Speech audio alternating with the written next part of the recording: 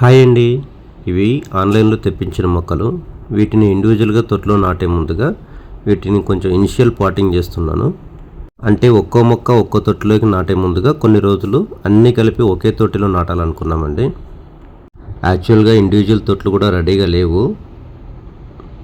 వాటిని soil mix అంతా ready చేసుకునే లోపు ఒక టబ్లో వీటిని నాటాలనుకున్నామండి.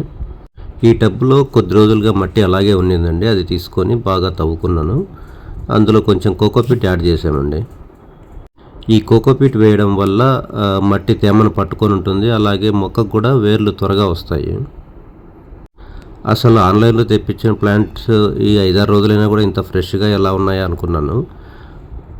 చూడండి, వేర్లకున్న మట్టిని ముందుగా ఒక న్యూస్ పేపర్లో చుట్టి, తర్వాత ఒక పాలిథిన్ కవర్లో చుట్టి, అది కూడా ఊడిపోకుండా రబ్బర్ బ్యాండ్స్ వేసి ఉన్నారండి. చాలా జాగ్రత్తగా ప్యాక్ చేశారు.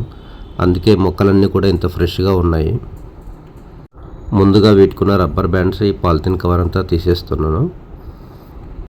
ఈ ప్యాకింగ్లో కొన్ని ఆకులు రాలిపోయినప్పటికీ మొక్కలు అయితే చాలా ఫ్రెష్గా ఉన్నాయండి. తర్వాత వీటికున్న పేపర్ కూడా తీసేస్తే చూడండి మట్టి ఎంత ఫ్రెష్గా ఉందో. అలాగే వేరుకి అలాగే అంటుకుపోయిందండి. మట్టి కూడా లూజ్ అయిపోలేదు, ఊడిపోలేదు. ఇలా తీసుకొని ప్రతి మొక్కని కూడా మట్టిలో అలాగే పాతి పెడుతున్నాను. ఇలా మొక్కలన్నీ ఒకే చోట పెట్టడము, అది కూడా కోకోపీట్లో పెట్టడం వల్ల వేర్లు బాగా త్వరగా స్ప్రెడ్ అవుతాయి. అందులో ఇవన్నీ కూడా ఒకసారి నాటిన తర్వాత షేడ్లో పెట్టుకోవాలండి. అలా పెట్టుకోవడం వల్ల మొక్కకి డైరెక్ట్ ఎండబడకుండా, మొక్క దెబ్బ తినకుండా వేర్లు కూడా త్వరగా స్ప్రెడ్ అవ్వడానికి అవకాశం ఉంటుంది. ఇలా మొక్కలన్నీ నాటుకున్న తర్వాత వీలైతే కాస్త ఎప్సమ్ సాల్ట్ కూడా యాడ్ చేసుకోవచ్చు అండి.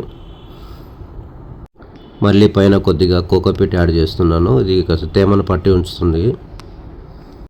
ఇలా కోకోపీట్ యాడ్ చేసుకున్నాక బాగా వాటరింగ్ బాగా చేయాలండి. స్టార్టింగ్ కాబట్టి మట్టి కూడా బాగా నాని ఉండాలి.